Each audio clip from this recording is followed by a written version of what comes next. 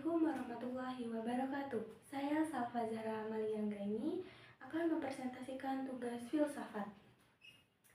Di sini ada pemikiran filsafat pendidikan menurut Muhammad Atiyah Al-Abrasi. Jadi yang pertama itu biografi Atiyah Al-Abrasi.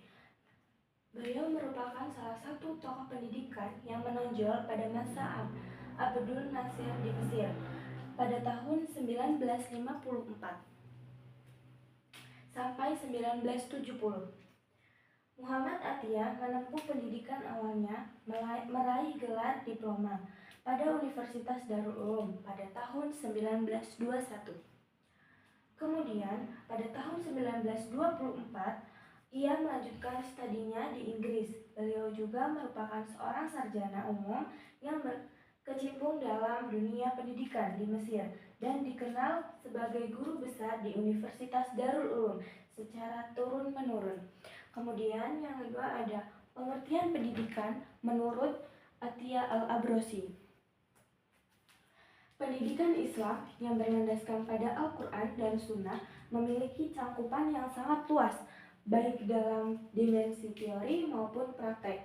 Terdapat 3 istilah dalam khazanah keilmuan Islam, yaitu al-tarbiyah, at-ta'lim, dan at-ta'dib. Kemudian, meski ketiganya dapat memperlihatkan kesamaan pada substansional dan tujuan orientasinya. Kemudian ada tujuan pendidikan Islam. Yang pertama itu ada pembuktian akhlak sebagai inti pendidikan. Yang kedua ada keseimbangan antara ilmu agama dan ilmu umum. Jadi ilmu agama sama ilmu umum itu harus seimbang ya guys ya, nggak boleh saling berat satu sama lain. Terus yang ketiga ada orientasi pada kemanfaatan pendidikan. Terus yang keempat pengembangan ilmu untuk ilmu itu sendiri. Jadi kita tuh harus mengembangkan ilmu-ilmu yang kita miliki gitu guys ya. Terus yang kelima itu ada pendidikan keterampilan, pengenalan dan kejuruan. Kemudian kita lanjut yang keempat. Yang keempat itu ada prinsip pendidikan Islam. Muhammad Atiyah Al-Abrasi menegaskan bahwa pendidikan Islam harus berlandaskan pada prinsip, yaitu rohaniyah, moral, intelektual maupun keterampilan hidup. Pendidikan tidak cukup hanya dengan teori.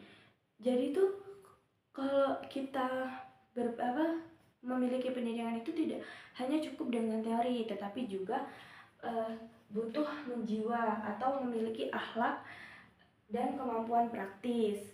Kemudian ada yang kelima adalah referensi pemikiran pendidikan. Tidak dapat dipisahkan dengan tujuan hidup.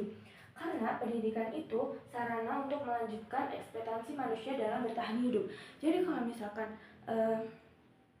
kita hidup tidak memiliki pendidikan gitu, pasti bingung kan, ini mau gimana nih, ini harus gimana nih gitu kan. Jadi kita hidup itu harus berpendidikan. Kemudian yang terakhir ada prinsip fundamental, yaitu ada 8 ya. Yang pertama itu tidak ada batas usia untuk pembelajaran. Jadi dalam belajar itu tidak ada batasnya ya guys. Mau sampai tua atau sudah lansia juga mereka tuh memiliki hak untuk belajar. Jadi tidak dibatasi umur usianya ya guys. Terus habis itu tidak ada ketentuan lamanya. Maksudnya tuh kita tuh mengejar pendidikan itu tidak ada ketentuan lamanya loh guys. Harus cuman 1 tahun nih, harus cuman 2 tahun, itu tidak ya guys. Jadi tidak dibatasi. Terus habis itu ada metode pembelajaran harus sesuai dengan kondisi pelajar. Jadi kalau misalkan kondisinya masih anak-anak usia dini, berarti belajarnya harus di usia dini. Gak bisa dong kalau misalkan anak-anak usia dini terus belajarnya di SMA, itu gak bisa. Terus habis itu tidak mencampur 2 disiplin ilmu. Terus yang kelima ada menggunakan media konkret. Yang keenam memperhatikan minat bakat pelajar. Jadi kita tuh sebagai pendidik harus memperhatikan minat belajar si pembelajar tadi itu ya guys ya. Jadi jangan asal kamu harus gini, padahal dia belum tentu dia bisa gitu kan guys. Jadi kita harus belajar. Terus habis itu yang ketujuh ada bahasa Arab sebagai bahasa dasar untuk belajar Al-Quran. Jadi kalau misalkan kita nggak bisa bukan kita nggak bisa ya guys ya, kita tuh kalau kita bisa baca Al-Quran pasti kita bisa bahasa Arab, karena kalau kita nggak bisa bahasa Arab kita tuh nggak bisa baca Al-Quran. Nah, habis itu yang ke-8, memperhatikan kecenderungan alami anak dalam memilih profesi. Ya, itu adalah presentasi materi dari Pemikiran Filsafat Pendidikan menurut Muhammad Atiyah Al-Abrasi.